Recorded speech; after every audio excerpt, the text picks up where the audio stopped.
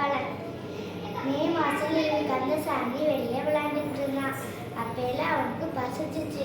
வீட்டுக்கு போனால் விடமாட்டாங்களே அப்படின்ட்டு சுற்றி சுற்றி பார்த்தான். பசிக்கிறதுக்கு சாப்பிட்றதுக்கு எதுவுமே கிடைக்கல. அப்போ ஒரு கிளி வந்துச்சு. வந்து மாம்பழம் கொடுத்துச்சு. கூடவே கண்டிஷனும் போட்டுச்சு. இந்த சாப்பிட்டதுக்கப்புறம் இதில் இருக்க விதைய நீ விதைக்கணும்னு சொல்லுச்சு.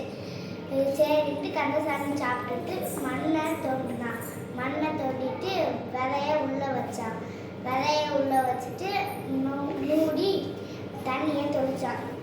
தண்ணி தெளிச்சிட்டு மறுநாள் காலையில் ஸ்கூல் கிளம்பிட்டு செடியை பார்க்க போனான். போய் தண்ணி தெளிச்சான். தண்ணி தெளிச்சதுக்கப்புறம் அவன் திருச்சிக்கு படிக்க போனான். கொஞ்சம் வருஷம் ஆச்சு. இந்த வருஷம் அவன் மே மாதம் லீவுக்கு மறுபடியும் வந்தான் அவன் ஊருக்கு. வந்ததுக்கப்புறம் அவன் நம்ம விதைச்ச மரம் பெருசாக இருக்குமே நினச்சி யோசிச்சுக்கிட்டே ஆர்வமாக அதை பார்க்கணுன்ட்டு ஆர்வமாக வந்தான்.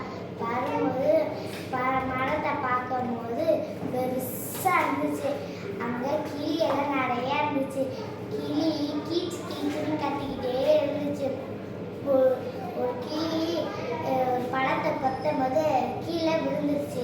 கீழே விழுகும் போது அதை எடுத்து கந்தசாமி எடுத்து சாப்பிட்டு